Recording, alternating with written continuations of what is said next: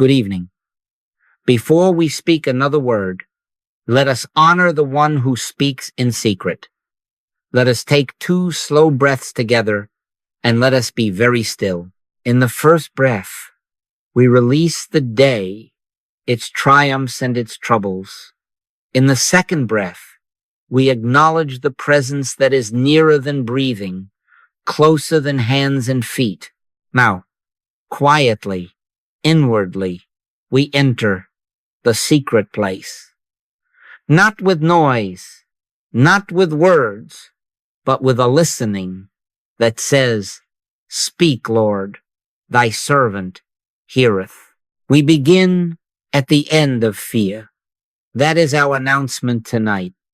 We are not here to trim the branches of anxiety or to rearrange the furniture of worry. We are here to name the very place where fear ceases to be. Stillness. Be still and know that I am God. Psalm 46:10. Not as a motto on a wall, not as embroidery on a cushion, not as ornament. This is operational law. Be still and know. Stillness is the condition. Knowing is the fruit. Fear ends where this knowing begins. And this knowing is Christhood realized oneness. Not theory, not belief, not creed. I speak to you out of active experience. Year upon year of watching human fear dissolve before the light that is not mine, but the I that is God appearing as individual being. This is not a philosophy course. We are not here to build a system of thought. We are here to witness the cessation of fear in practical ways. Home, health, supply, safety, by the one method that has never failed when it is actually lived. Realization. Not by might, nor by power, but by my spirit, saith the Lord. Zechariah 4-6. If you are willing to be quiet, if you are willing to listen, if you are willing to let go of the personal sense of life, humanhood, a sense of separation, you will find that fear has no root in you. It has only suggestions, apparitions, empty threats. Its root is the belief that there is you and there is God, too. Tonight we deny that. I and my Father are one, not two. Do you hear what that does to fear? If there is only one I, what is there to threaten me? Who is the other? What power remains to frighten? Fear is the echo of a false premise that life is in a private, vulnerable self, exposed to forces outside itself. But your life is hid with Christ in God. Colossians 3:3. Hid, not exposed. One, not two. In that recognition, fear meets its end. Not that all men realize this relationship this minute, but that is not your business now. Your business is to be still and know, to rest in the identity that is already true, to let the I that I am declare itself. From this moment forward, our aim is clear. We are not going to manage fear. We are not going to medicate fear with affirmations as pills. We are not going to bargain with heaven for a reprieve from trouble. That form of prayer is useless. We are going to end fear at its root by identity, by discovering, accepting, and abiding in the fact that there is only one I, and that I is God, infinitely individualized as you and as me, yet never divided, never separated. The carnal mind says otherwise. Appearances shout otherwise. Headlines weep otherwise. But we do not judge by appearances. We judge righteous judgment. And righteous judgment begins in silence. Here again, be still and know that I am God. Do you notice that the instruction is not, be frantic and recite? It is not, be anxious and plead. Be still. There must be a place within you, here and now, where the waves stop breaking and the wind falls to a whisper. If you try to understand with the intellect what only the spirit can reveal, you will carry fear with you to every corner of your life, rearranged perhaps, renamed perhaps, but still yours.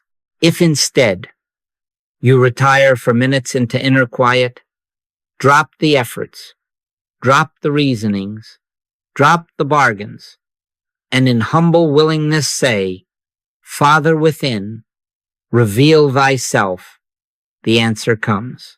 Sometimes like the softest breath, sometimes like a sudden conviction that requires no argument, sometimes like peace without a reason. Inspiration, when it comes, carries its own authority and with it the end of fear.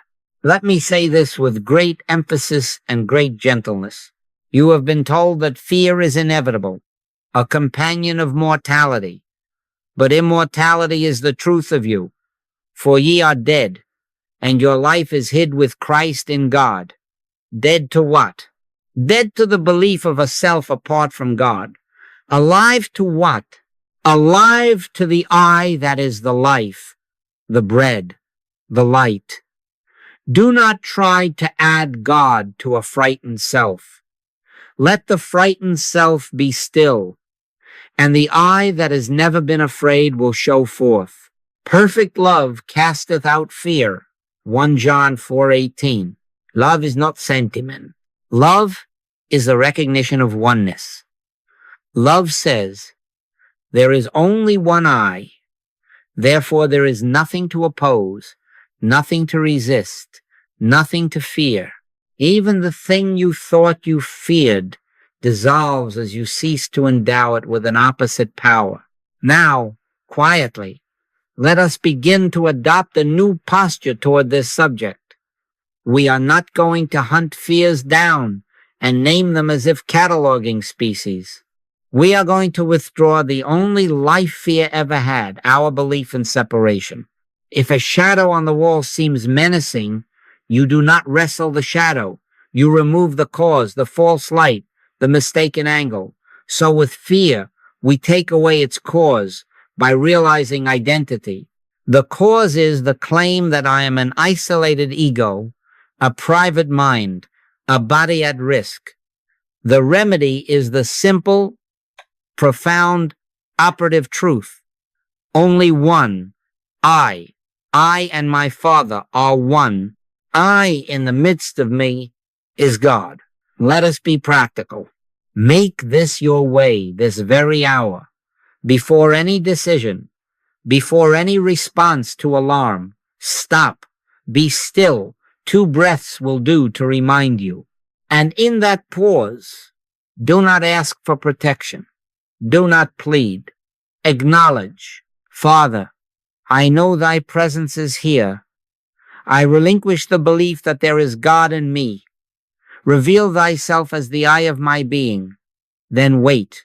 I say to you from experience, if you will take that pause faithfully, consistently, fear will find no ground under your feet. You will discover that you are standing where Christ stands, and where Christ is, there is peace.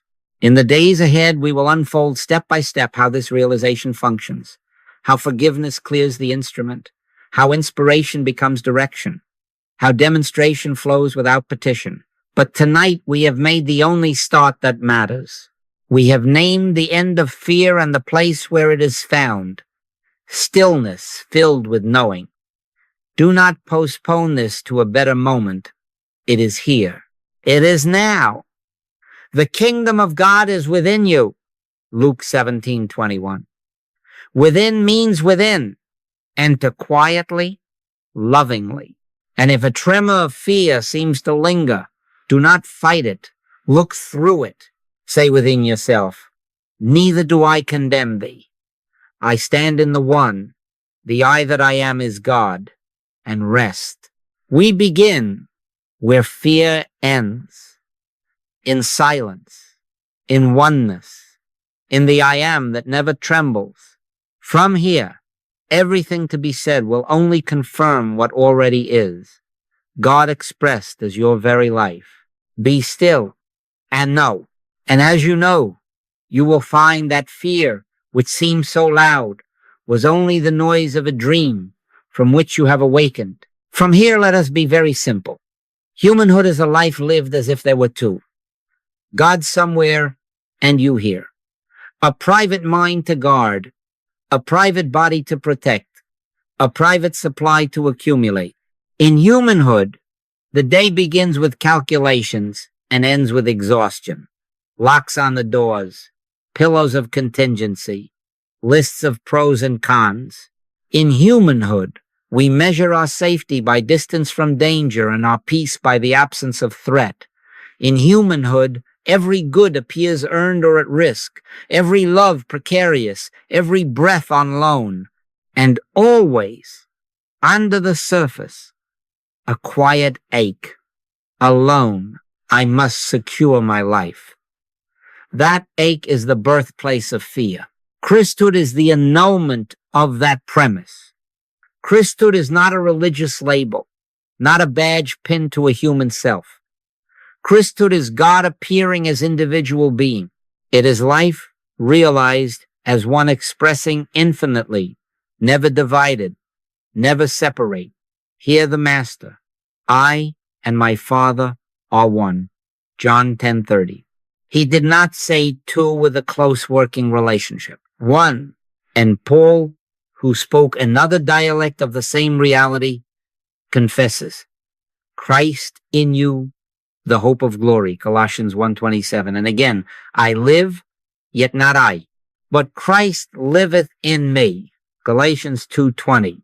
Jesus' Father within and Paul's Christ in me are not two teachings. They are one fact viewed from two doorways. The one I living as you. If you desire a picture, the scripture has already painted it. I am the vine, ye are the branches, for without me ye can do nothing. John 15:5. Do not read that as poetic comfort. Read it as anatomical truth of being. The branch is not a freelance life.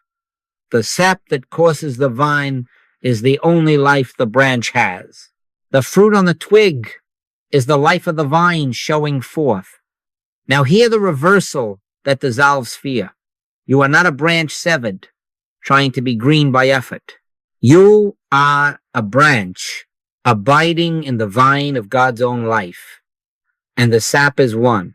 If there is only one life in vine and branch, where is separation? Where then is fear's root? I offer you this as absolute truth, not speculation, and I say it on the strength of lived practice. Fear is not a force. Fear is the echo of a belief, always the same belief that life is separate from its source. Let the belief loosen, and fear has nothing to cling to. Let the branch remember the vine, and panic about water, sun, and fruit subsides. Not because circumstances have been bullied into compliance, but because identity has been corrected at its root. Perfect love casteth out fear. 1 John 4:18. Love, in its perfection, is oneness recognized.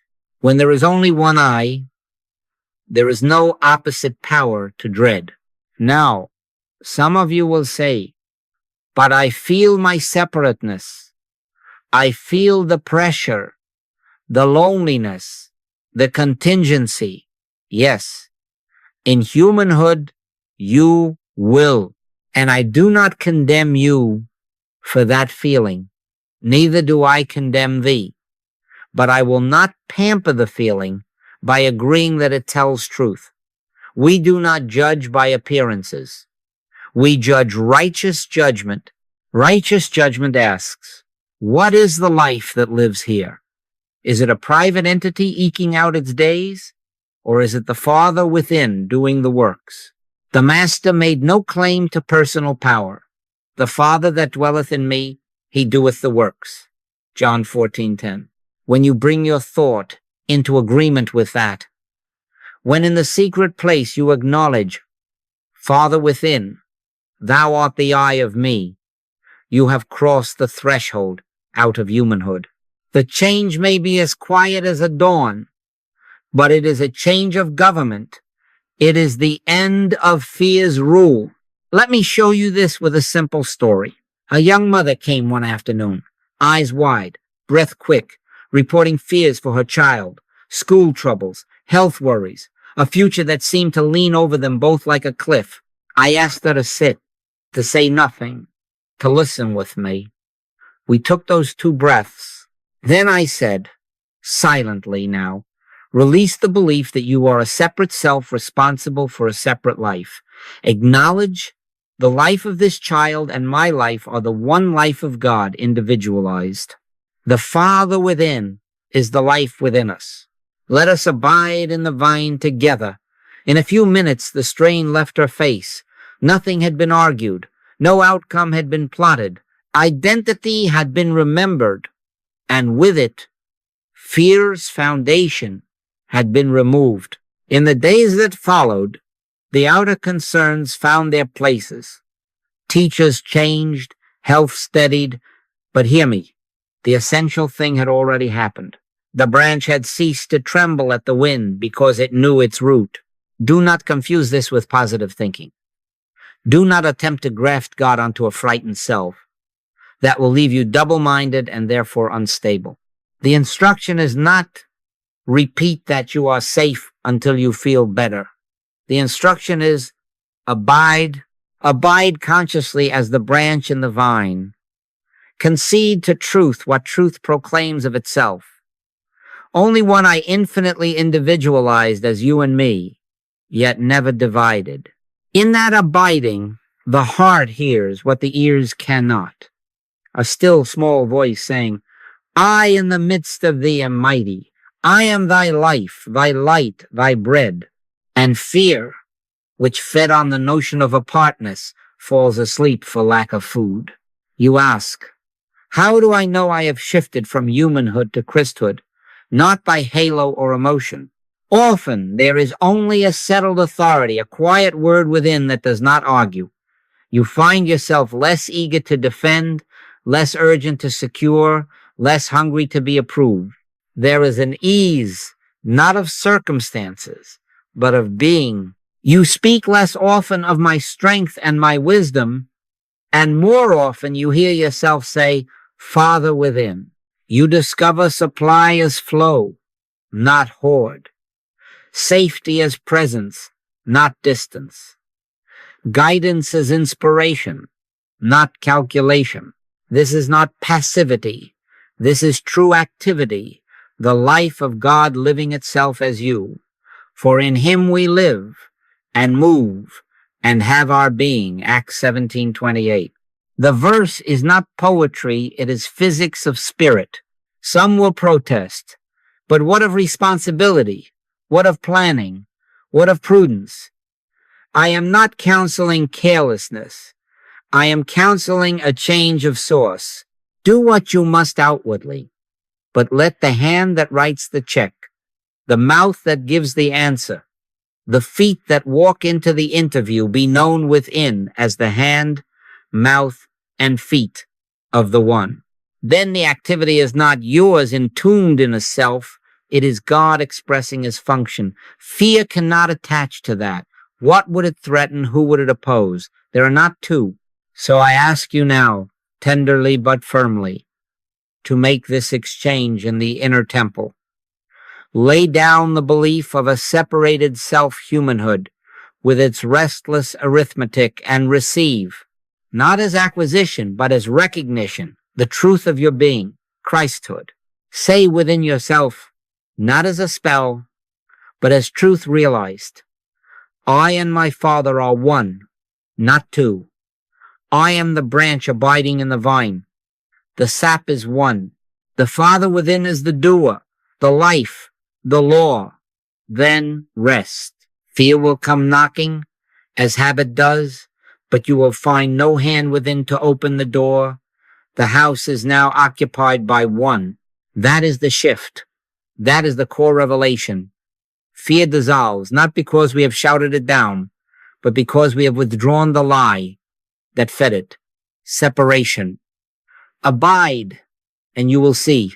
not by might, not by power, not by cleverness or planning, but by my spirit, saith the Lord. And that spirit is the I that I am. Now, because this shift from humanhood to Christhood must be lived, not admired, we come to the only doorway that has ever opened to peace. Enter into thy closet. Hear the Master plainly, and hear him as giving method, not metaphor. But thou, when thou prayest, enter into thy closet, and when thou hast shut thy door, pray to thy Father which is in secret, and thy Father which seeth in secret shall reward thee openly. But when ye pray, use not vain repetitions, as the heathen do, for your Father knoweth what things ye have need of before ye ask him. Matthew 6:6-8. I say this to you very emphatically. Spiritual operation does not come through ritual, through formulas, through strings of words thought to have power in themselves. Spiritual healing cannot operate through any rote ritual. It comes purely through inspiration. The closet is not a room. The closet is the consciousness withdrawn from appearances and opinions to the one within. Therefore, make no altar out of posture, candles, beads, or special hours. Use them if they help you quiet the senses, but know they do not open the door. The door is shut only when you release the compulsion to manipulate God or mind. The door is shut when you lose interest in persuading the infinite to act. The door is shut when, for a few minutes, you cease being a fixer and consent to be an instrument. Speak, Lord, thy servant heareth. 1 Samuel 3-9. That sentence is worth more than 1,000 petitions. Let us be practical. When fear knocks, whether as a racing thought at 2 a.m. or as an unease in the middle of a meeting, do not treat the fear. Do not arrange affirmations like sandbags against a river. Be still. 2 deliberate breaths, and then inwardly withdraw attention from the scene and from the arguments about the scene. Say, not aloud but in the heart, Father within, I am here. I am listening. I surrender the role of operator. I and my Father are one, not two. Then be quiet. Do not add to that. Do not begin composing reasons why you should be at peace. Let the word come. You ask, what is the word?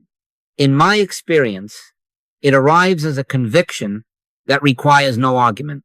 Sometimes a phrase is given, I in the midst of thee am mighty, Zephaniah 3:17, or fear thou not, for I am with thee, Isaiah 41:10. But even then, the power is not in the syllables.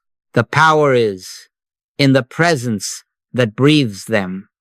Sometimes no words come at all, only a stillness that arrests the impulse to run. If a warmth moves in your hands or a lightness in the solar plexus, fine, these are secondary signs and relatively unimportant. The substance is communion. Prayer is not talking God into action. Prayer is God revealing itself as the I that I am. Let me correct a common and costly mistake. Vain repetitions are not merely the prayers of the heathen. Vain repetitions are any words you use to try to change conditions or massage feelings. Repeating peace, peace while bargaining within is vain. Quoting scripture to force an outcome is vain. Trying to steady your breath by counting verses is vain if the purpose is to bully fear. Do not attempt to manipulate thought to treat fear. That is still humanhood, a self trying to fix a self. End it at its root. Abide, consent, wait, be still, and know that I am God. Psalm 46:10. First be still, then know, not the reverse. But if I do not ask, how will my needs be met? The mind protests. The Master has already answered you. Your Father knoweth what things ye have need of before ye ask him. What is left then for you? To enter, to listen, to yield. The reward openly is not produced by your petition. It is the natural outflow of the presence realized in secret. This is why demonstration is inevitable, where communion is true. The outer scene organizes itself around the inner law. Health appears as balance. Supply appears as flow. Safety appears as right place and right timing, not because you managed fear, but because you made room for the one who never fears to be the only eye of you. If you have leaned on ritual until now, neither do I condemn thee. Lay it down gently, as one lays down a toy upon becoming an adult. Do not despise it. Simply recognize its limit. Ritual may quiet the senses. It cannot impart life. Life imparts itself. To be its instrument, you must retire into the secret place with no agenda but God. Let this be your posture. Father, I do not come to get, I come to yield. I yield my opinions, my urgencies, my cleverness, my anxieties, even my spiritual ambitions to the one. I and my Father are one, not two. If you will sit 5 minutes in that honesty, daily and at need, you will witness what I have witnessed again and again. The still small voice breaks the spell of fear without discussion. Consider a man who came one night, knuckles white, reciting every verse he knew against danger. He had made of scripture a shield he had to hold up by effort. He was exhausted. I asked him to say nothing for a few minutes, to close his eyes, and to acknowledge only this. Father within, I release all attempts to get you to do. Reveal thyself as the I of me. 10 minutes passed, perhaps 12. When he opened his eyes, something had shifted that no argument could produce. His shoulders dropped, his breath evened. He did not know why, and I did not explain. The next day, the outward cause of his fear untangled itself in a way no one could have engineered. But hear me, the untangling was the afterglow. The essential thing had taken place in secret. I must add this warning with love. The closet is not an escape hatch from duty or from love. It is the place where duty and love are transfigured from personal effort into God activity. Do not flee to the closet to avoid your brother. Go there to see your brother as God sees him, and then return to him with that sight. Do not hide in silence to neglect decisions. Go there to let the Word make the decision through you. If you enter honestly, you will always be sent out with clarity. The Father that dwelleth in me, he doeth the works. John 14:10. The closet is where that sentence ceases to be a quote and becomes your state. So set for yourself simple conditions. A chair, a quiet corner if one is available, or a moment in a parked car, or even a pause in a crowded hallway with eyes open. Shut the door means withdraw attention from the 5 sense reports and from the parade of inner commentary. Turn off the radio of the mind. Refuse to bargain. Be willing to be nothing so that the one may be all. Stay until the word speaks or until peace without words rises. Then go about your task. This is practice ground. The secret place of inner communion, not outer ritual, is the doorway through which the end of fear enters consciousness. If tonight you do nothing else, do this once before sleep. Enter thy closet. Do not ask. Listen. Place the whole weight of your being on the presence that already knows, already is. Whisper if you must. Father within, I am thine. Then be still. The rest is God. And in the morning, you will find that fear, which seems so necessary to manage, has no case left to plead. Now hear me as plainly as Scripture states it, for this is operational law and it admits of no exception. When ye stand praying, forgive, if ye have aught against any. Mark 11-25. And again, therefore, if thou bring thy gift to the altar, and there rememberest that thy brother hath aught against thee, first be reconciled to thy brother, and then come and offer thy gift. Matthew 5:23, 2:4. Do you see? Prayer without reconciliation is like breath without air. You may go into the closet, you may sit in stillness, but if resentment, judgment, or self-condemnation is harbored, the instrument is clogged. Inspiration is present, but it cannot find voice. Love is the fulfilling of the law, Romans 13:10.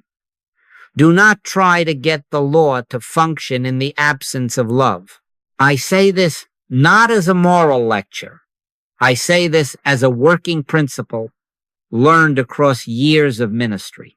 A man or woman comes with fear about body, home, supply, and the fear does not yield, not because God is reluctant, not because the truth is weak, but because within there is a secret court still prosecuting a brother, a parent, an employer, a nation, or the self.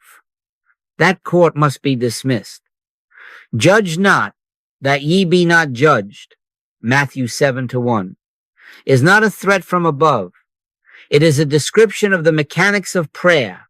What you withhold from another, you withhold from yourself, not because of retaliation, but because consciousness is one. There is only one I. If within the one consciousness you establish a zone of condemnation, you have built a dam across your own stream.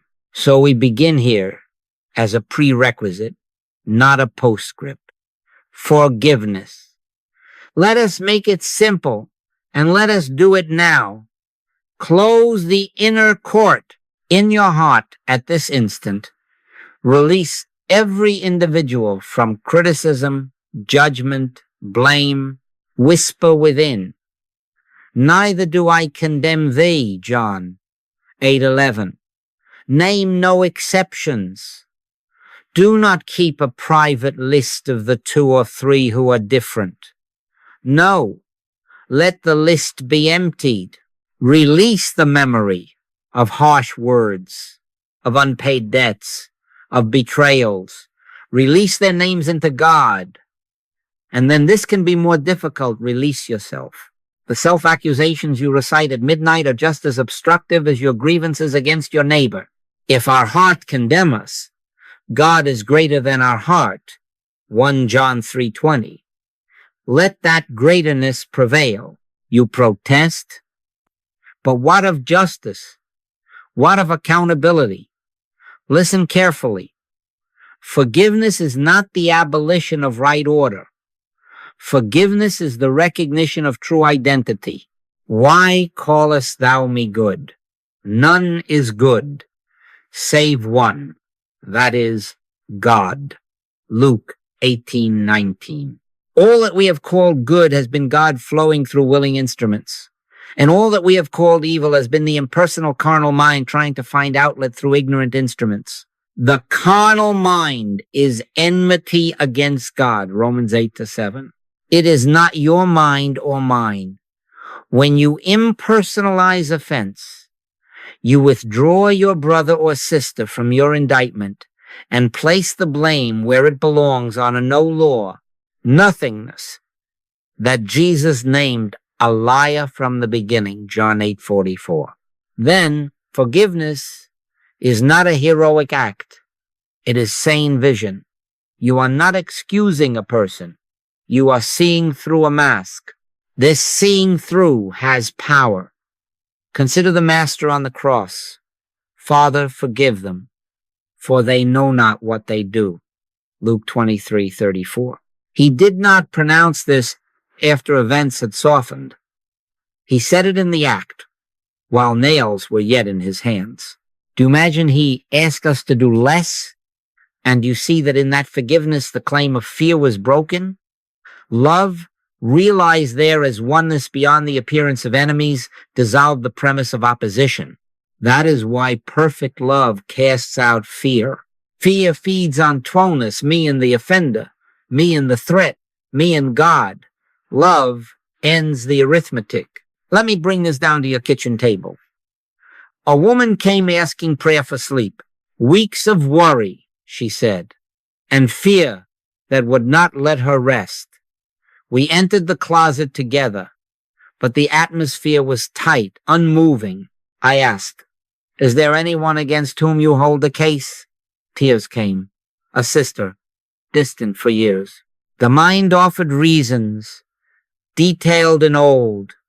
I said gently, "Neither do I condemn thee.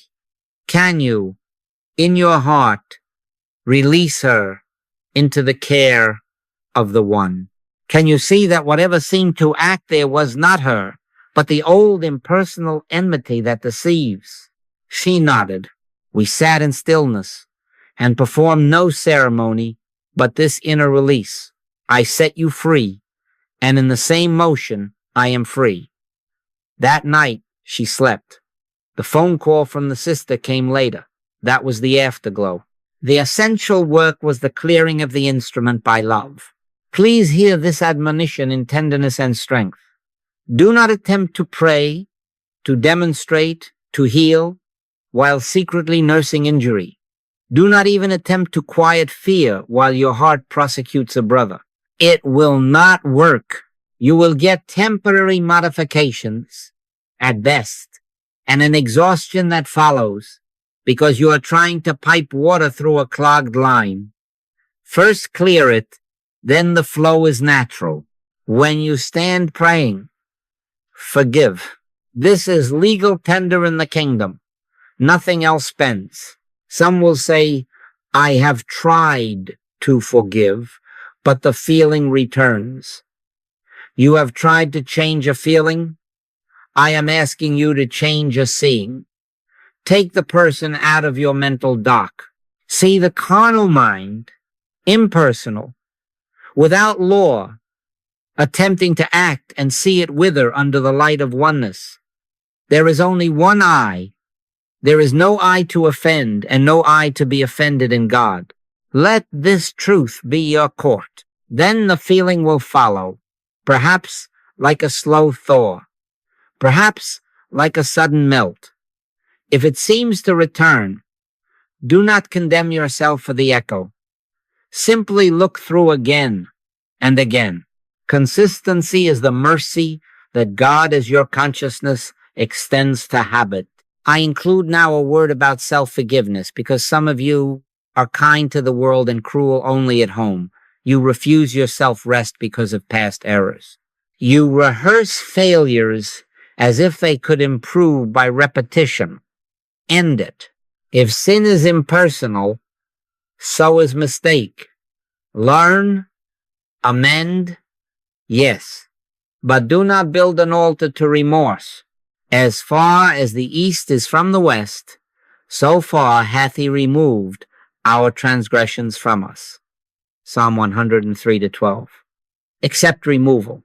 If the infinite does not keep a file, why should you? In the quiet, say it. Neither do I condemn thee. Go and sin no more, not by fear of punishment, but by the clear sight that frees you to be what you are. Now, before we move on, let us practice for 1 minute in the way that makes prayer legal. Turn within. Bring to consciousness the one or the many toward whom a grievance has been cherished. See their faces. If you must, then see through their faces. Say within, I release you from every claim. I see you as God sees you, self-unfolded, not a separate self, struggling. Whatever seemed to offend was not you. It was the universal false suggestion without person, place, or law. I set you free. And Father, I set myself free. Neither do I condemn thee. Only one I. Then be still. Let the peace that rises be the signature of law fulfilled. Love fulfills the law. Not emotion, not sentiment, but love as recognition. One life, one mind, one I, infinitely individualized and never divided. Only love clears the instrument. Only forgiveness opens the door through which inspired fearlessness walks into the visible scene. Enter your closet as we have learned, but do not enter with a hand closed around a grievance. Open both hands. Empty them. Then the Father which seeth in secret will reward you openly, not with the toy prizes of sense, but with the substance of safety, health, and supply that flows wherever the channel of love is clear. With the hands emptied by forgiveness, we now place into them the substance of identity. This is not adornment. This is foundation. Fear ends not by argument, but by the felt fact of what and who I am. Hear the Master not as poet, but as revealer of the central law of being. Before Abraham was, I am. John 8:58. I am the bread of life. John 6:35. I am the light of the world. John 8:12. And again, the sentence that is the axis upon which fear loses its case. I and my Father are one. John 10:30. He spoke these not as a human trumpeting privilege, but as the voice of the one I announcing itself. Do you see? The I of those sentences is not a private ego. It is the divine self that is yourself and mine. Only one I, infinitely individualized, never divided. Let me say this very plainly, for here many go astray. Identity declarations are not autosuggestion. They are not attempts to make true what is not yet true. They are witness, sworn testimony in the court of consciousness to what eternally is. When you say, I am spirit, you are not promoting your humanity. You are consenting that God be God as you. When you say, I am the bread of life, you are not boasting that you can feed the world. You are acknowledging that the nourishment of life flows from the one within as sufficiency to all its forms. Why callest thou me good? None is good, save one, that is God. Luke 18:19. That rebuke removes praise from person to presence. The same rebuke protects you from the subtle arrogance of using holy words as personal power. The one I speaks, and you, branch of the vine, bear witness. Because this must be lived and not admired, let us practice now in the manner of the Spirit. Without force, without strain, on the breath, sit as you are. Let the body be unimportant. Take a simple breath in, and as you breathe out, let these be not words, but realization. I am spirit. Another breath, softly. I am life eternal. Again, I in the midst of me is God. Do not hurry. Between each sentence, be still. Allow the sense of your center to loosen from a private mind and a private skull and to widen into presence. If a thought protests, do not argue. Let it pass as a bird passes a high window. You are not changing anything. You are consenting to what is. Be still and know that I am God. Psalm 46:10. Be still first, then know. Now let the theme widen to supply, because fear of lack gnaws at many. The Master gives us the only legal currency here. All things that the Father hath are mine, John 16:15. And the father to the elder son, Son, thou art ever with me, and all that I have is thine. Luke 15:31. Hear the grammar. Not some things, all. Not later, ever with me. Supply is not fetched. Supply is recognized as the ever-present outflow of the I that I am. So on the breath, all that the Father hath is mine. Again, quietly. I have meat to eat that the world knows not of. John 4:32. And again, simple and true, I am the bread of life. Let me attach a caution born of much watching. Do not use these sentences to bargain with tomorrow. Do not say them to make a check arrive or a deal close. If you do, you have re-entered humanhood's marketplace with holy words as coin. It will leave you tired and suspicious. These sentences are not levers. They are doors. You stand in them until the room you occupy is the Father's house, and then you notice that the table is set, the day provided for, and your heart at rest.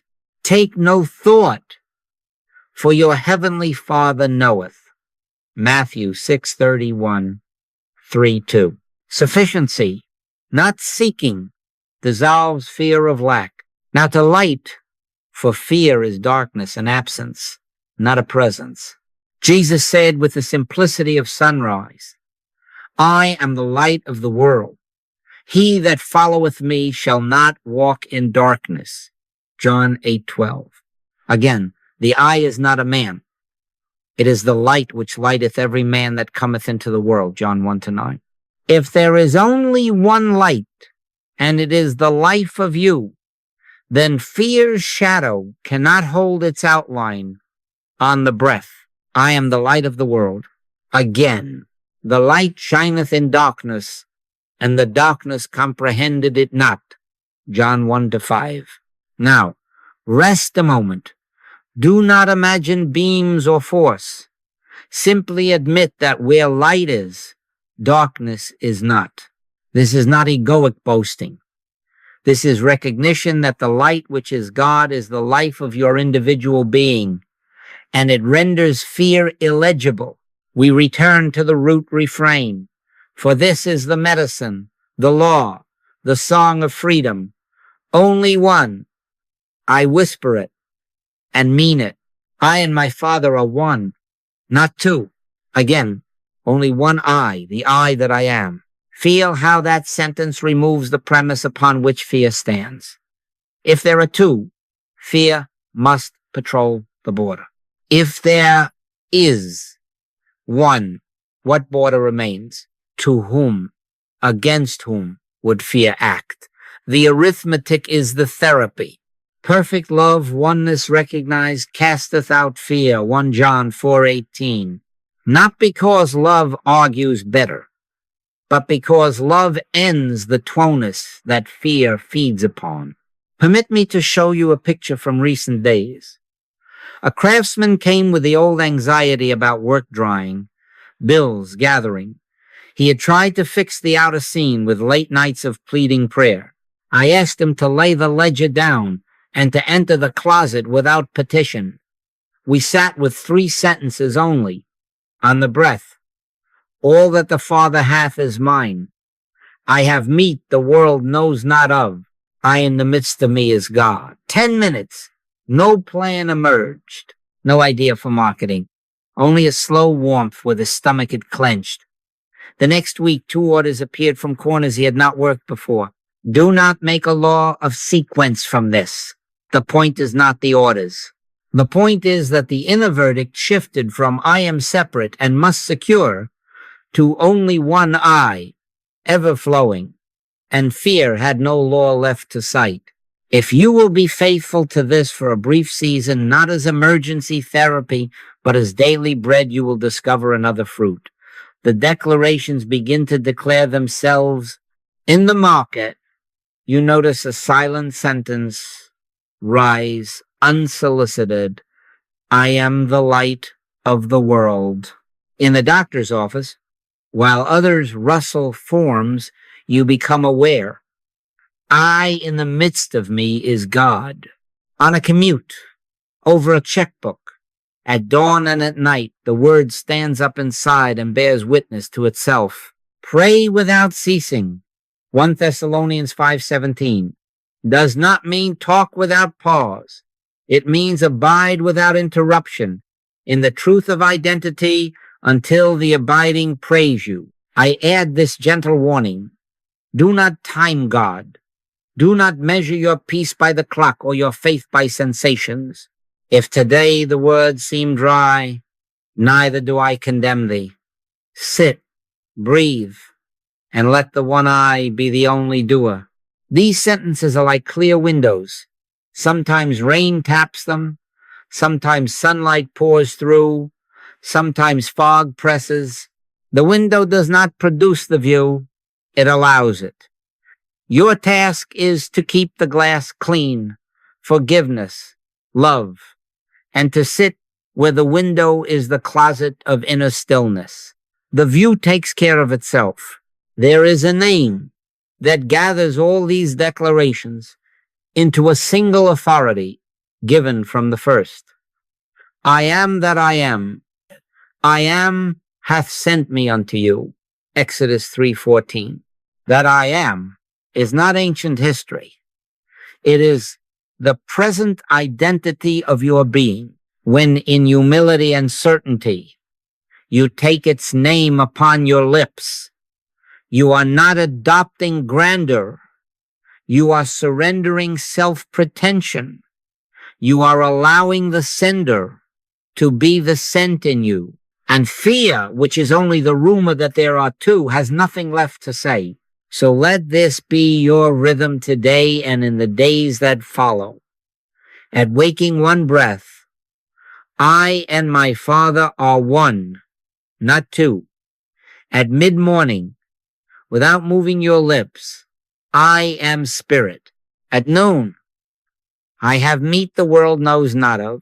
In the late afternoon, all that the Father hath is mine.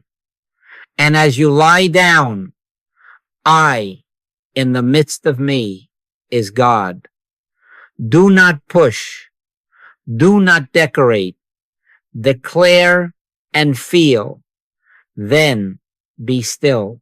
The silence after the word is where the word fulfills itself. Affirmative identity is not a technique. It is a living truth. It silences fear at the root because it removes the root separation. Let this be your confidence and your kindness to yourself. Only one I. And in that one, you are safe, supplied, enlightened, and free.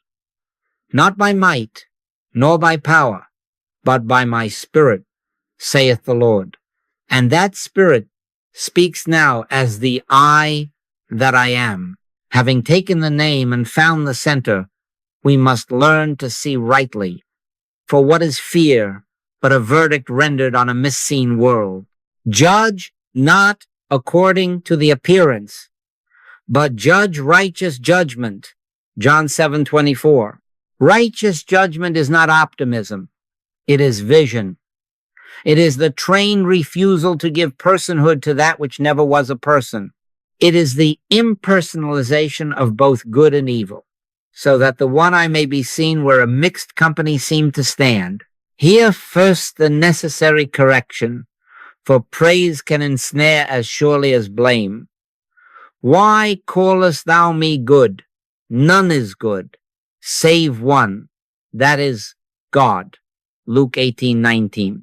When virtue appears, when kindness, courage, clarity, artistry show forth through an individual, do not attach authorship to the individual. Say within, it is the Father. It is God expressing. I merely let the flow take place. This is not modesty. This is sanitation of consciousness. If you make a person the owner of good, you must by the same arithmetic make another person the owner of evil.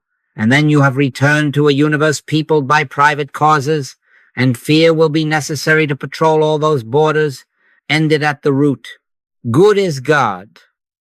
Let instruments be blessed, but not enthroned. Now the other side, and here is where release begins.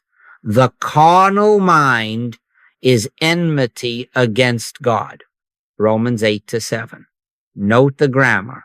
The carnal mind, not your mind or mine. Sin, fear, temptation, malice, hysteria, these are not personal properties.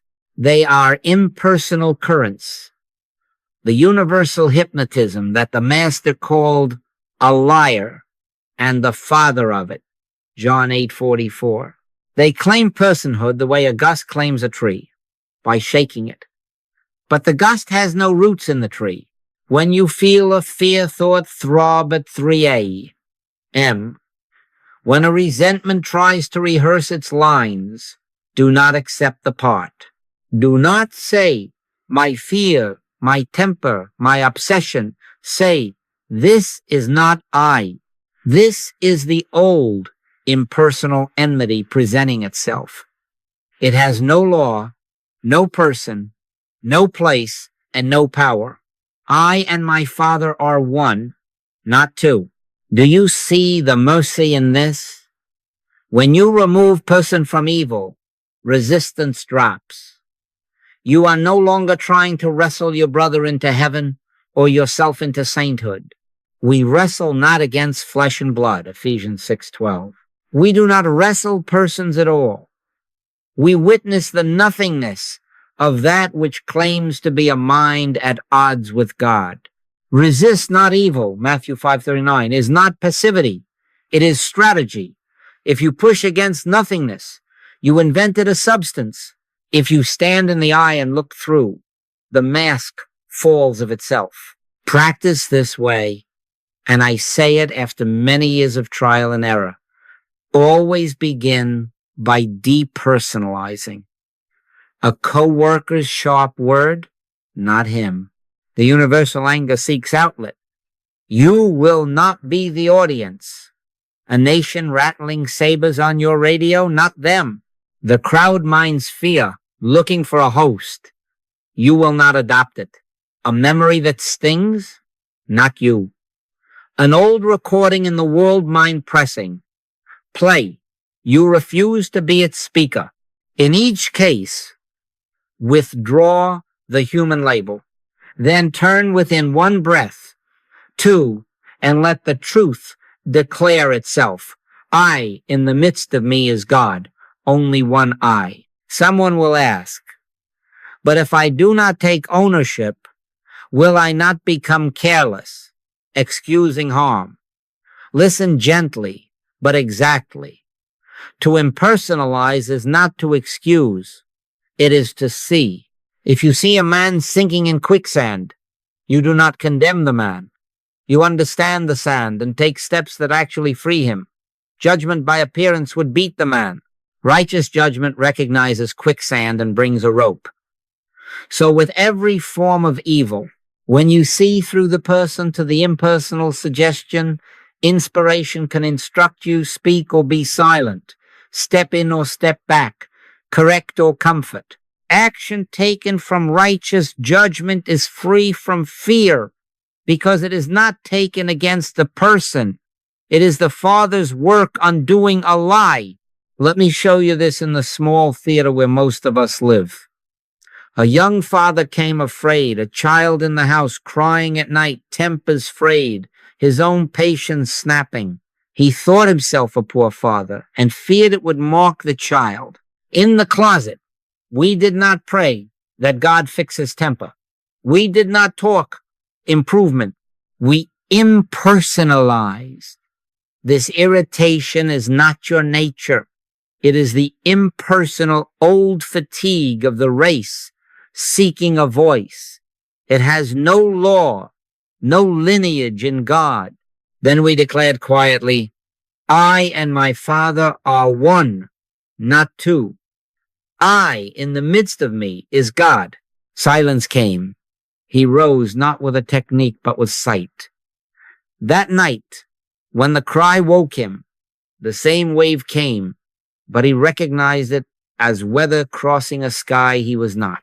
He breathed once, twice, and the thought left without an argument to feed on. He held the child without the pressure of self-judgment. Within the week, the house changed tone. Did we perform psychology? No. We took personhood out of the claim and let light reveal light. Apply this now to your own inner climate. Thoughts of danger, lack, unworthiness appear. Do not manage them. Do not build a debate stage. Look at them as you would look at fog from a mountain ledge. Say inwardly, not mine, not a mind. The carnal mind's fog has no law here. Then abide. If a phrase forms, get thee behind me, Satan, Matthew 16:23, let it be not a shout, but an inner dismissal. You are not rebuking a person. You are telling a suggestion that it has no audience in the one eye. Usually, in that simple stance, warmth may come, breath may ease. Sometimes nothing changes, but the fact that you are not fused with the thought, that is enough. The spell is broken when the actor cannot find a stage. You will find this practice disarms praise and blame alike. When someone credits you for a success, say within, why callest thou me good? It is the Father. When someone misreads you and speaks ill, say within, neither do I condemn thee to them, to yourself. See through both scenes. In seeing through, you will feel a strange, quiet strength. Inspiration comes more readily because it does not have to fight your resistance or inflate your pride. The channel is neutral and therefore clear. Keep watch here, because the world will tempt you hourly to take sides with persons, for or against, adoring or accusing. Do not be double-minded. Hold to one law, only one I. Judge righteous judgment. Look through. If action is required, it will arise unanxiously, without heat. If silence is required, it will not be avoidance, it will be authority. The Father that dwelleth in me, he doeth the works. John 14:10. You are the transparency, not the actor.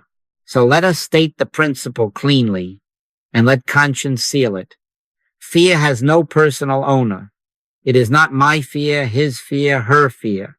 It is the impersonal suggestion of separation whispering in a universe that has no second. When you see it so, its claim collapses. True sight returns. And where sight is true, love is easy, action is pure. And the world begins very quietly to show the shape of the one who forever is. Be still, and know I in the midst of me is God. Then walk on, unafraid, seeing through the mask wherever it appears, and you will discover that the face behind every mask is the same light that has always, only, been your own. And now, having learned to look through the mask and to withdraw personhood from both praise and blame, we come to the inner operation by which guidance becomes actual and fear loses its sound. Scripture gives us a picture so clear that no commentary is needed. And yet let me read it to you because it is the very pattern of prayer. And he said, go forth and stand upon the mount before the Lord. And behold, the Lord passed by, and a great and strong wind rent the mountains. But the Lord was not in the wind, and after the wind an earthquake. But the Lord was not in the earthquake, and after the earthquake a fire. But the Lord was not in the fire, and after the fire a still small voice. 1 Kings 19:11, 1-2. The presence did not thunder in the storm. The presence did not shout in the fire. The presence announced itself as a still small voice. If you would hear, you must become as still as the voice that speaks. Therefore, our sequence is always the same, and I urge you, do not improve upon it. First, be still, and know that I am God. Psalm 46:10. Lay aside words. Turn within to the closet, Jesus taught. Enter into thy closet. Pray to thy Father, which is in secret. Matthew 6:6. This is not a room. It is a state. Next, forgive at least as far as you are conscious of anyone in your thought. If anything or anyone arises with a sting, release them now. Neither do I condemn thee. Then acknowledge oneness. I and my Father are one, not two, only one I. Having done this, do not proceed to argue truth. Do not recite. Fall quiet again. Wait for the word, not words that you make, but the word that is made in you. What is the sign that the still small voice has sounded? Usually not a sentence at first.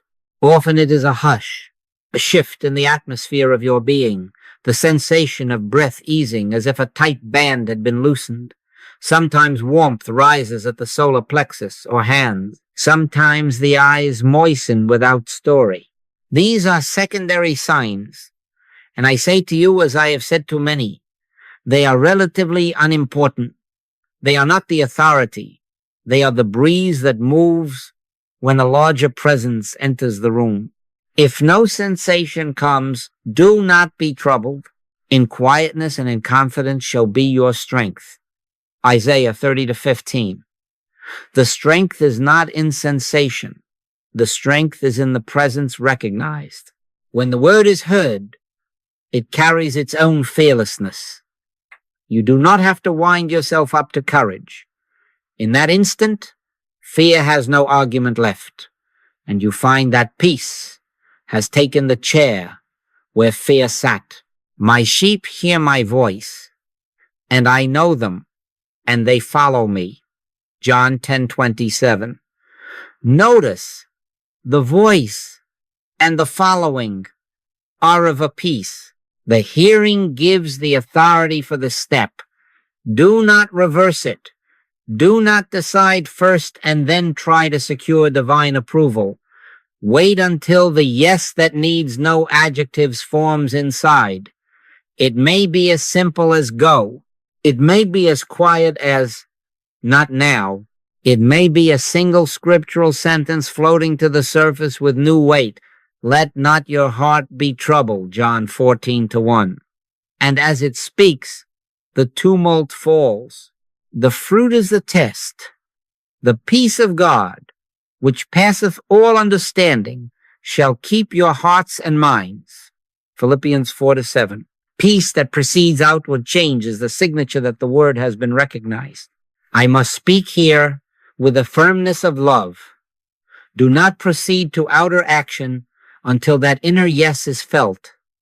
A double-minded man is unstable in all his ways, James 1-8. If you act with a divided heart, you will have to hold your world together with tension. And tension is not law. If you are about to send a letter, to sign a paper, to confront, to move, and your spirit is not yet in the hush, wait, turn back into the closet. Let forgiveness sweep again through the room. Whisper again the name. I in the midst of me is God. Then be silent and do not move until the stone in the chest has become bread. The Father that dwelleth in me, he doeth the works. John 14:10. When the Father moves, you will not have to push. Let me show you the mechanics in a homely scene. A mother telephone. Urgency in her voice, a school matter involving her child, and a sharp misunderstanding with a teacher. She was ready to drive at once to the office, to set right what seemed wrong. We entered the closet together by telephone. I asked her to say within, neither do I condemn thee, to the teacher, to herself. Then to acknowledge, only one I, We were quiet for perhaps a minute, nothing. Then she whispered, "Something just dropped." That was the wordless word. No strategy appeared, only calm. She did not drive that hour. An hour later, a call came from the teacher with a softened tone and facts reordered. If the call had not come, she would have gone in the afternoon with the same calm. The point is not the sequence of events. The point is that the act, when it came, would have issued from the inner yes and would therefore have been devoid of fear. The presence of peace is the authority for action. Now you may ask, how do I distinguish the word from a bright idea? The bright idea is quick to speak, eager to persuade, hungry to justify itself. The word is unhurried, without heat, uninterested in winning. The bright idea pushes, the word draws. The bright idea argues for safety. The word is safety. You can know the tree by its fruit. If the thought you hear requires you to tighten, to rush, to outshout fear, it is not the still, small voice. Stand still. Let the wind, the earthquake, the fire of emotion pass. What remains when the storm tires is God. There will be seasons when the word is a simple presence with no instruction at all. That is the highest form. You sit quietly and become aware that you are being lived. The doer in you has stepped aside. Out of that awareness, without the mind strain, an email writes itself. A conversation places its own words on your tongue. The day arranges like iron filings around a hidden magnet. Do not try to seize this. Do not boast of it. Why callest thou me good? None is good, save one. That is God. Luke 18:19. Keep the channel clean, love, forgiveness, and the magnet will continue to draw. If you come to the closet and nothing seems to happen, do not appoint yourself judge and executioner. Sit, forgive, acknowledge oneness, and be silent. Do this in 5 minutes if that is what you have, in an hour if grace gives you leisure. Repeat tomorrow. Pray without ceasing, 1 Thessalonians 5:17, does not mean you talk endlessly. It means your consent is continuous. There will be days when a single breath, Father, will suffice to restore the hush, and there will be days when you must wait through the passing of many winds. Neither do I condemn thee. Consistency is more valuable than intensity. Remember always what voice you are listening for. It is not a second power advising a first. It is not a remote deity sending instructions across a gap. It is the eye of your own being, the Christ of you, speaking from within, its own temple. Peace I leave with you. My peace I give unto you, John 14:27. Not a loan of peace, a gift of the very peace that is God's own. When that peace rises, fear folds its tent and moves on, because it cannot pitch where oneness is consciously realized. So make this your working order. Stillness, forgiveness, acknowledgement of oneness, silence. Receive the word however it comes or does not come, and do not move outward until the inner yes has put its seal. When you live by this, you will discover that inspiration whispers, and when heard, it carries its own fearlessness. It becomes the only authority for action you will ever need. And then, very quietly, you will find that the life you live is no longer your own planning, but not I, but Christ liveth in me, Galatians 2:20. And wherever that life moves, fear ends without argument. Demonstration, then, is not something we wring from the invisible by persistent asking. Demonstration is the natural outflow of realized identity. Seek ye first the kingdom of God and his righteousness, and all these things shall be added unto you. Matthew 6:33. The seeking first is not an activity of fear. It is the turning of the heart to the fact of oneness. Once you are established in the inner, yes, health, supply, safety are not prizes. They are the quiet fruit of a life lived from the center. I say this to you very emphatically. Never pray to get God to do anything. The Father is not withholding. Your Father knoweth what things ye have need of before ye ask him. Matthew 6:8. The asking that remains is not petition, it is consent. It is the opening of the window so that what already is can be seen and felt. Consider health first, because the body is where fear often raises its loudest case. Do not pray to change a body. Do not command organs or rebuke tissues as if they had separate volition. Know ye not that your body is the temple of the Holy Ghost, and ye are not your own? 1 Corinthians 6:19. The temple does not heal itself. The presence in the temple sanctifies it by being there. When a symptom rises, turn from the picture. Refuse to make the picture your God. Enter the closet. Forgive anyone who appears in your thought, even the self you think has failed your regimen. Then acknowledge, I in the midst of me is God, only one I. Be still. Wait. In that hush, the body is re-seen as temple, not mechanism.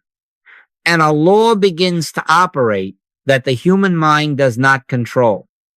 But if the spirit of him that raised up Jesus from the dead dwell in you, he shall also quicken your mortal bodies. Romans 8:11. Quicken, make alive, harmonize, order. A woman sat with me whose back had throbbed for months. She had petitioned hard, listing symptoms like stones she hoped heaven would lift. We changed the posture. No petition.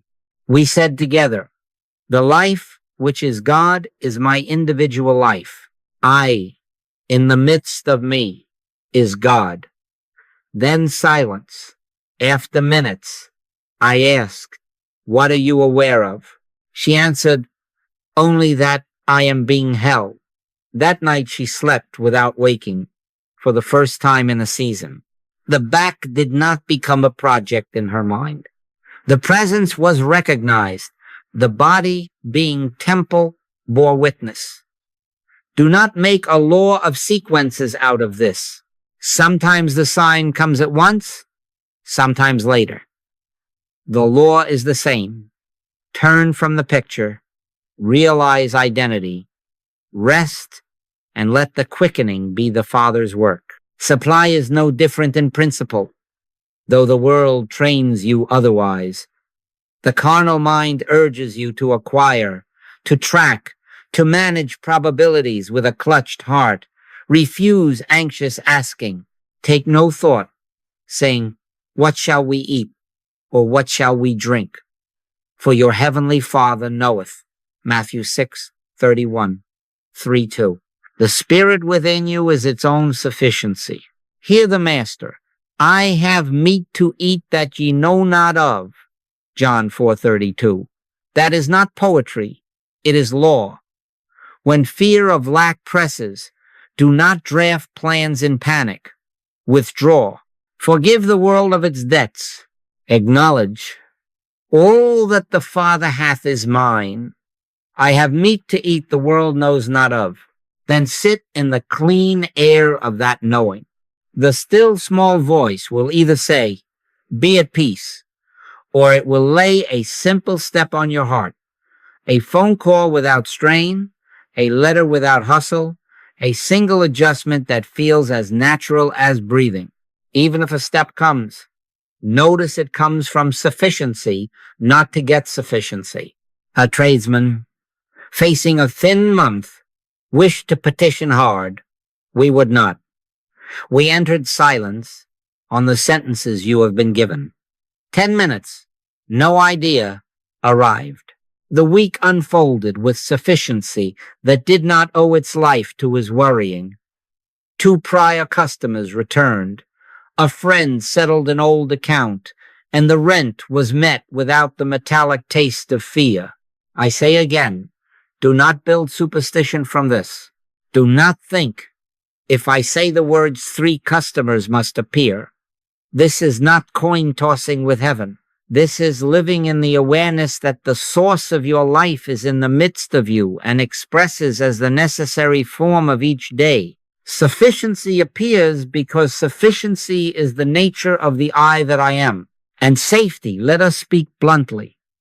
Safety is not the result of better locks or anxious scanning of horizons. Safety is the effect of realized omnipresence. Lo, I am with you always, even unto the end of the world. Matthew 28-20. The I that is always with you is not a second person walking behind you. It is the presence that is you. Where that I is realized, fear has no geography left to occupy. He that dwelleth in the secret place of the Most High shall abide under the shadow of the Almighty. Thou shalt not be afraid for the terror by night. Psalm 91-1-5. Do not pray to ward off threats. Do not build a hedge of words around your house. Enter the dwelling already, secure the inner communion, and abide. Once, traveling on a late road, a sense of dread crept in, a story about danger forming sentences in the dark. I did not scan the ditches or clutch the wheel tighter. I turned within and said very softly, only one I. Where I am, thou art. Where thou art, I am. The hush that followed made the road feel like a quiet hallway.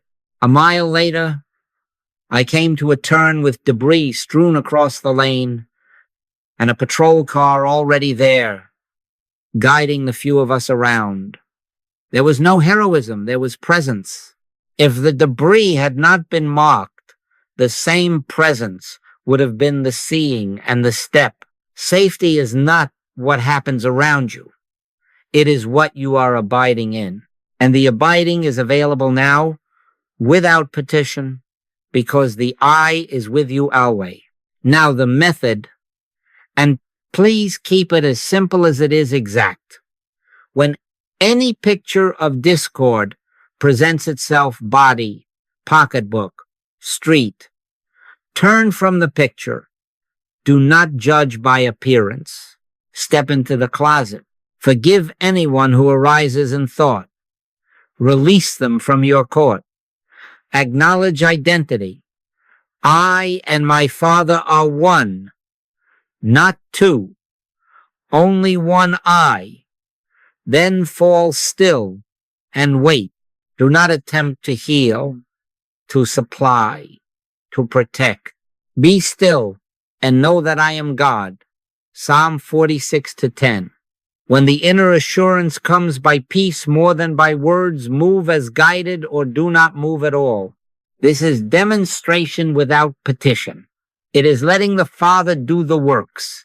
And the sign that you have truly let the Father work is this. You are not tense. You are not trying to hold the result in place. The peace of God, which passeth all understanding, shall keep your hearts and minds. Philippians 4-7.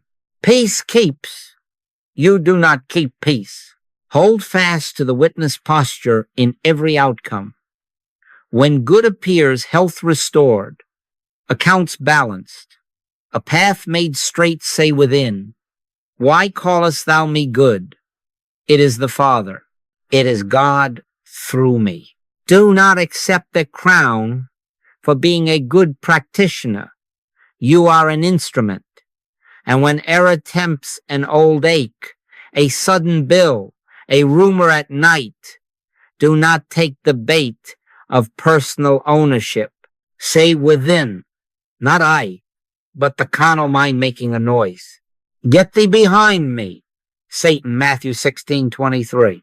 The suggestion has no person, no law, no place, no power. In that instant, you have impersonalized and the mask begins to fall. Then return to the method. Turn, forgive, acknowledge, wait. You will find as you walk this way that demonstration becomes undramatic. It is not fireworks. It is the quiet unfolding of a day lived from the center. Health is felt as natural ease. Supply as a table that is simply set. Safety as an untheatrical confidence. The hunger to petition diminishes because the need to manage fear diminishes. Perfect love casteth out fear. 1 John 4:18. Perfect love is not an emotion you manufacture. It is the recognition of oneness in which twoness and therefore fear has no support. Live there a little while and see if it is not so. Let me leave you with the sentence that binds all of this into a single command. Seek first, abide, and consent. Do not push. Do not bargain. Do not time God. Turn from the picture. Forgive. Acknowledge the one I. Wait until the still small voice or its peace has taken the chair where fear sat. Then let action be the simple transparency of the Father's work. The Father that dwelleth in me, he doeth the works. John 14:10. And as you let him, you will discover that health, supply, and safety are not emergencies to solve.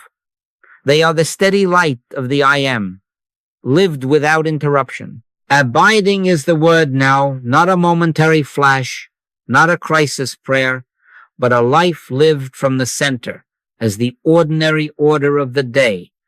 Abide in me, and I in you. John 15:4. Not visit, abide. Fear requires interruption. It feeds on gaps in remembrance, gaps in love, gaps in silence. Therefore, we close the gaps with a simple rule, and I give it to you out of long practice. Morning and evening, enter the closet. In the morning will I direct my prayer unto thee, and will look up. Psalm 5-3. Evening and morning and at noon will I pray. Psalm 55-17. The closet is not a room. It is the stillness we have learned. 5 minutes or 50, it is the same operation. Be still. Forgive any name that arises. Acknowledge, I and my Father are one, not two. Only one I. Then fall quiet and receive. Begin and end the day like this, and the hours between will be carried as a river carries leaves without strain. Between those anchorings, adopt the brief pause as your constant companion. Before you open an email, pause. Before you place a call, pause. Before you step into a meeting, pause. 1 breath. 2, and within it, the acknowledgement. In all thy ways acknowledge him, and he shall direct thy paths. Proverbs 3-6. You need not announce it. You need not bow your head in public. Secretly say, only one I. I in the midst of me is God. Pray without ceasing. 1 Thessalonians 5:17 means your consent does not end when the chair of meditation is left. It continues in these quiet acknowledgments before a sentence leaves your mouth, before a signature leaves your hand. Watchfulness is the other half of abiding. Keep thy heart with all diligence, for out of it are the issues of life. Proverbs 4:23. We keep the heart by refusing to judge according to the appearance. John 7:24. Make this your hygiene. Whenever a picture presents itself of a person failing you, of a system unjust, of a body misbehaving, refuse the first verdict, withdraw the personal label, see through. Then instantly forgive. And when ye stand praying, forgive if ye have aught against any. Mark 11-25. Do not store grievances for your evening hour. Do not let the sun go down upon your wrath. Ephesians 4:26. Practice instant forgiveness as you would practice washing your hands before a meal. It is sanitation of consciousness. Whisper within, neither do I condemn thee to them. To yourself and the channel stays clear so that inspiration does not have to fight debris to reach you.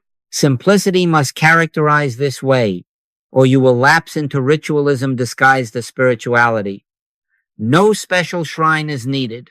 No special day. The kingdom of God is within you, Luke 17:21. The closet is the seat on the bus when you soften into stillness. It is the kitchen sink when you turn from a sharp replay and say within, only one eye. It is the factory floor when, before speaking, you let the breath lengthen and remember, the Father that dwelleth in me, he doeth the works, John 14:10. We worship in spirit and in truth, John 4:24, not in appointed places, at appointed hours only. If you reserve the holy for a corner, you will have unholy corners. Let the whole house be a temple by the frequency of your small acknowledgments. Here I must speak with the love that warns. Do not use truth to get things.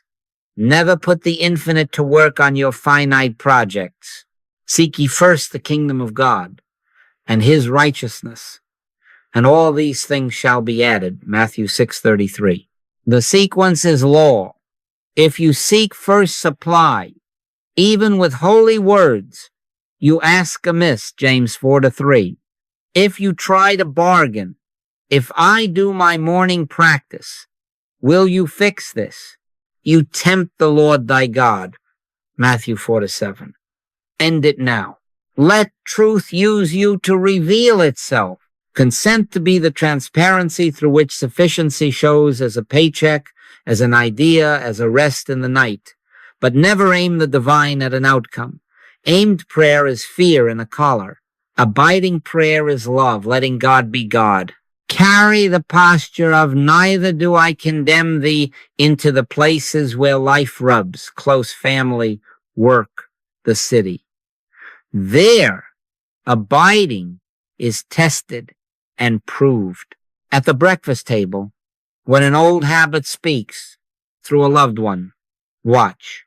Not them, the impersonal suggestion seeking a host. Forgive instantly. Speak if love gives you a word. Be silent if love is the word. At work, when credit or blame starts its traffic, say within, why callest thou me good? It is the Father. And when blame seeks a scapegoat, be the one who does not join the stone throwing. Blessed are the peacemakers, for they shall be called the children of God. Matthew 5-9. Peacemaking is not appeasement. It is righteousness without heat, action taken after the pause, after the hush, so that it bears the weight of the one who sent it. In civic life news, meetings, the rumor that darkens a neighborhood, hold the same watch. As much as lieth in you, live peaceably with all men. Romans 12:18. As much as lieth in you is not passivity, it is inner action. It is turning first to the closet, forgiving the faceless many, and acknowledging omnipresence before you write, march, vote, or speak.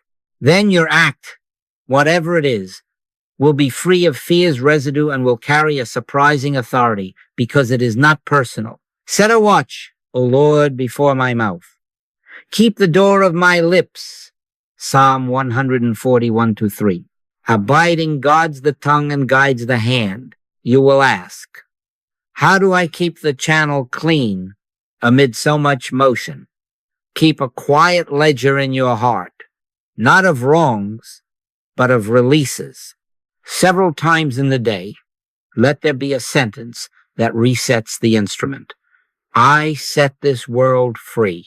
I release every individual from criticism, judgment, condemnation, love, is the fulfilling of the law, Romans 13:10. Love means forgiveness. And when old patterns peep in envy, jealousy, greed, lust, animality, do not begin a war. Impersonalize them as we have learned. Recognize their nothingness and return at once to I in the midst of me is God. The battle is the Lord's, and the Lord is the I of your being. Abiding has a sign, and I say this to help you gauge, not to burden you with self-surveillance. The sign is steadiness, not that storms cease, but that the storms do not own your barometer. There is a quiet center in you that does not rise and fall with the news. Thou wilt keep him in perfect peace, whose mind is stayed on thee. Isaiah 26:3. Stayed held. Morning and evening you consent to be held. Through the day you pause to remember the holding, and so fear, finding no foothold, slides off like rain from a roof. Let me close this instruction with the vine and the branch, because it is the whole of abiding given in one picture. I am the vine, ye are the branches. Without me ye can do nothing. John 15:5. The branch does not clench to draw sap. It abides, and the life of the vine is its life. So with you, you do not have to manage your peace. You do not have to hold your world together with effort. Abide morning, evening, and in the small pauses. Watch, refuse appearances. Forgive instantly. Keep it simple, the closet, wherever stillness is chosen. Observe the guardrail. Never use truth to get. Let truth use you. Move among your people with neither do I condemn thee as your climate. Do this, and you will find that Christhood is not an event but a continuity, and where Christhood abides, fear has no room to stand. Be still, and know I in the midst of me is God, only one I. And now we go out, not out from God, but outward from the quiet center to walk among our people as those who have seen and therefore need not argue. The world does not need our lectures. The world needs our transparency. For the kingdom of God is not in word, but in power. 1 Corinthians 4:20. The power is not a force we gather. The power is the presence recognized. The one I lived in the marketplace, at the desk, in the kitchen, on the street. Only one, I carry it secretly in your heart. Carry it openly as kindness. When your neighbor meets you, let them meet a climate. Neither do I condemn thee. Let them feel a hush behind your words, a pause before your reply, a patience that says, the Father in the midst of me doeth the works. We go as instruments, not as performers. If anyone calls you good for a kindness, for a healing, for a wise word, answer within at least, why callest thou me good? None is good, save one, that is, God. Luke 18:19. Deflect praise, and it will not gather as pride. Absorb no blame, and it will not settle as shame. Evil has no personal owner. Let accusation pass through you to the silence behind you. See the suggestion as impersonal, the carnal mind making a noise, and return to the only identity that is, I and my Father are one, not two, only one I. You will find that humility and courage arrive together when you consent to be an instrument. The vine takes responsibility for the fruit. The branch abides and bears without strain. Public practice is very simple. And if you keep it simple, very sure, before you speak, pause. Before you press send, pause. Before you answer the door, pause. In that brief instant, acknowledge. In all thy ways acknowledge him, and he shall direct thy paths. Proverbs 3-6. Then listen not for sentences, but for the weight of peace. Be swift to hear, slow to speak, slow to wrath. James 1:19. When the word within is felt, even as a hush, then speak or do not speak. Move or do not move. The authority of your act will be its peace, not its volume. Let your light so shine before men that they may see your good works and glorify your Father. Matthew 5:16.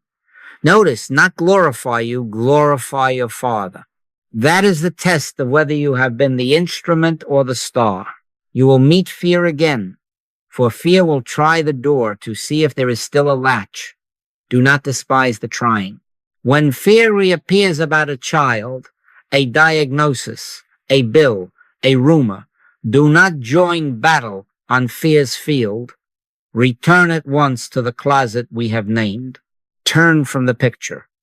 Forgive everyone who walks into your thought with a shadow on their face. Say within, neither do I condemn thee. To them, to yourself. Acknowledge identity. I in the midst of me is God. Only one I. Then wait for the word.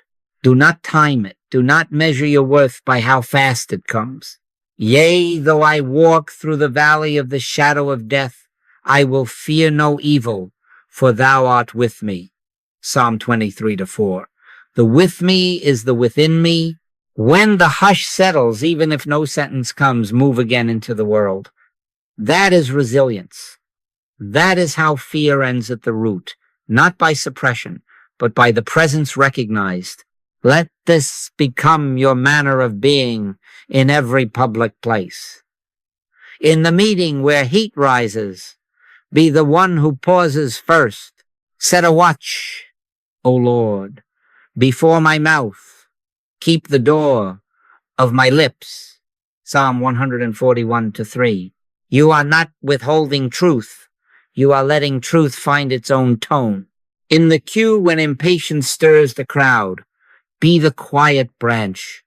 Offer the small kindness a place yielded, an eye that meets another without agenda.